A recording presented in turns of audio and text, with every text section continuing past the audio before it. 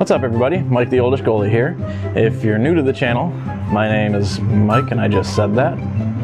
I'll appreciate it. I'll appreciate it. That's stupid. Yeah, Mike. My name's Mike. Hi, I'm Mike. Do you know my name? No? It's Mike. If you haven't seen in a previous video, and that was crap.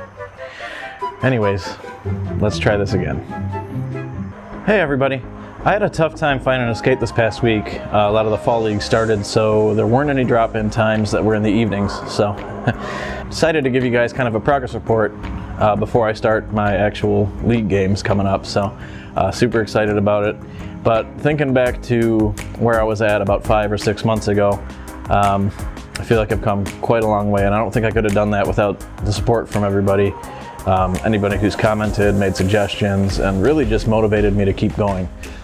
If you're new to the channel, I'm an out-of-shape 38-year-old getting back into hockey after a 26-year break, and my videos have pretty much just been my journey of going from pretty much nothing to trying to be an okay goalie. Before we get into my progress though, I wanted to bring up a couple people that have inspired me to do what I'm doing. Wayne the VOGoalie and Jens95 both have had a concussion in the last month, and for both of them, it's not their first. I don't know if they're both for sure going to walk away from the game, but if it makes sense for their well-being, I don't blame them one bit. It's a bummer, but I totally understand. So if you guys want to hop over to their channels, I'll put them in the description and show them some love. I'm sure they'd appreciate it. I have never had a concussion, and I hope I never do, but it's something that you definitely have to take seriously, and if it comes to, you know, your well-being in life, there's no shame in walking away from the game. It's very unfortunate that they were doing something they love doing and got hurt and might never be able to do it again. So if you're a goalie, like me, like them, enjoy the time that you have, because you never know when it can be taken away from you like that. A couple other things before we get into the progress of, you know, where I'm at. Bent another cage a couple weeks back, and I've decided to give the old straight bar a try to see if maybe it's a bit more durable and doesn't need to be replaced every couple of weeks. So every time I bent a cage, that was another 80 bucks down the drain. So I love the cat eye. I love the vision, the open vision that you get from it, but I don't want to be spending money every couple of weeks to replace a cage. So we'll see how this one does. I might hate it. I mean, I've worn it around the house a little bit, and it doesn't seem like the straight bars are going to be too big of a problem, but we'll see. One other thing that I want to kind of ask about, and hopefully you guys can answer in the comments. I'm nearsighted, not like super horrible to where I can't see anything, but I definitely can't see great. I've thought about wearing contacts while playing, but I'm not sure if that's a bad idea or if that's something people do. So if you're a goalie and you wear contacts on the ice, let me know in the comments and let me know how it works for you. I'd have to go out and get contacts because I still only have glasses at the moment, but if I'd be able to see better on the ice with them, I'd definitely be all about it. And the other thing is the glove. So a couple weeks back, I took my catch glove to Dennis Dombrowski of Factory Mad, wearing his t-shirt now, and got a couple things done to it. Originally, I assumed I was just going to want to get the T floated, because in my previous glove, I did it myself, but I loved having the extra room in the pocket. It just seemed softer, and pucks just went into it and never came out. There wasn't anything horribly wrong with this glove when I got it, but any glove that you buy that is, you know, from a factory, not custom, they're made to fit a wide range of hands, and they have to make it as best they can to work for the biggest range of people that they can. Taking this glove to Factory Mad and getting it redone has made it perfect for my hand. It closes so much better, so much tighter, so much easier. He did a modification to the brake on the inside, totally rebuilt the T into a split T, and it's floating with wax skate slate, so it's going to be super soft, and I cannot wait to get it on the ice and see how it does, because I still haven't done that. But props to Dennis and props to Factory Mad. If you haven't checked them out, make sure you do that. So as far as my progress, I guess I'll take you back to the very first skate that I had. I had never been in goalie skates because when I played as a kid, we just played in player skates. So I had no idea what to expect. I had bought a used pair from a Play It Again Sports, got everything together, went to a Sticks and Pucks, because I thought, hey, you know, what better place than a Sticks and Pucks to get my feet wet, get used to it.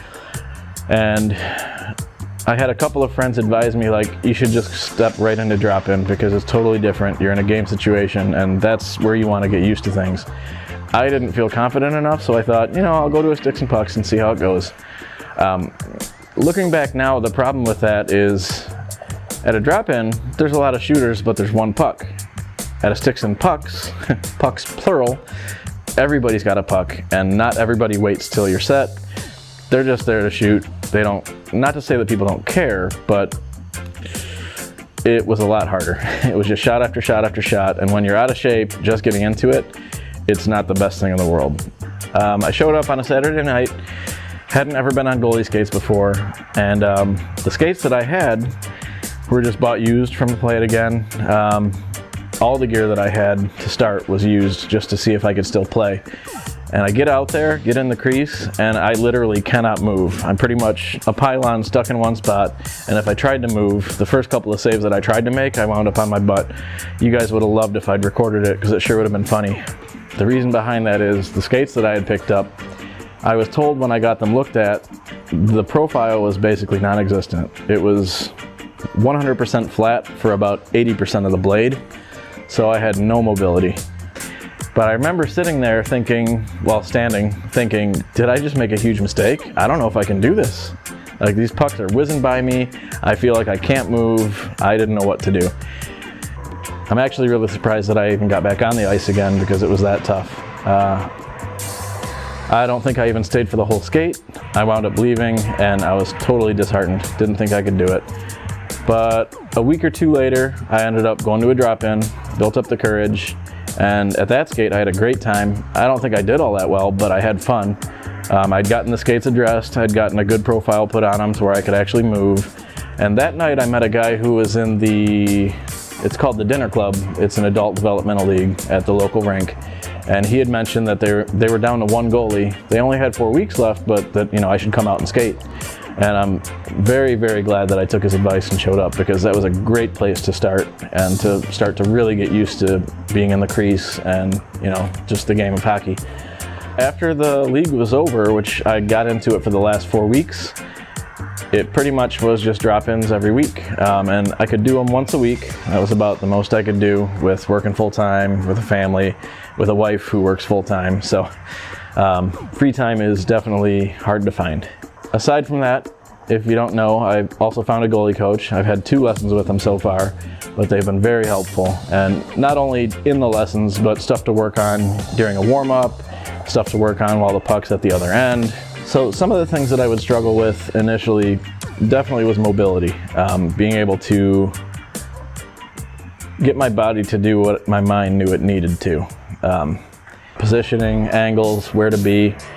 I still have trouble with it. I'm nowhere near close to you know, where I want to be, but I've definitely gotten better. But for the first probably 3-4 months, I couldn't even do a butterfly slide. And since then, I can do them, but I don't know if I do them right or if I do them in the right time. And I know I could definitely use some more power in my slides to be able to get over quicker.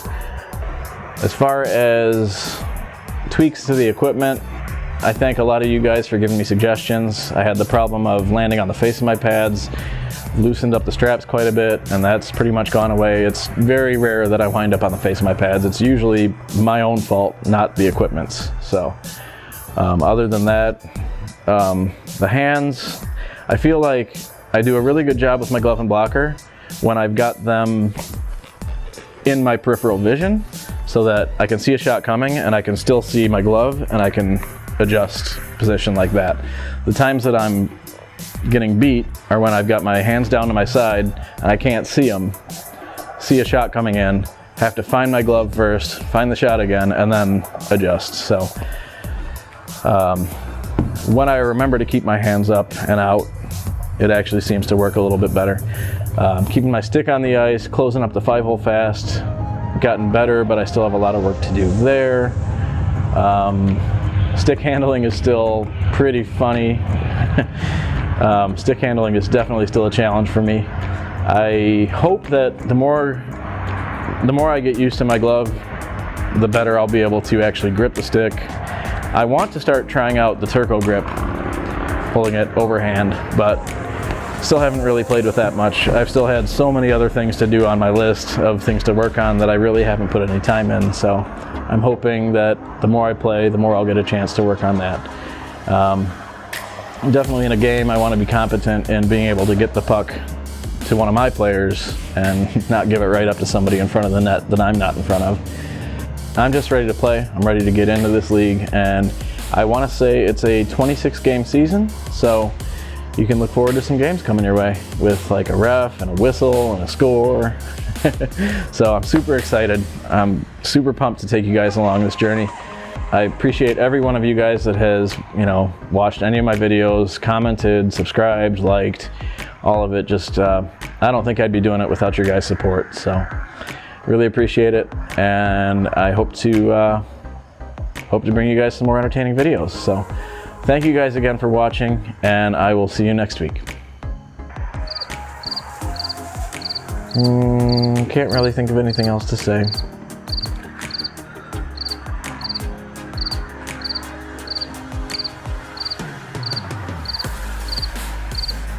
All right, that's good enough.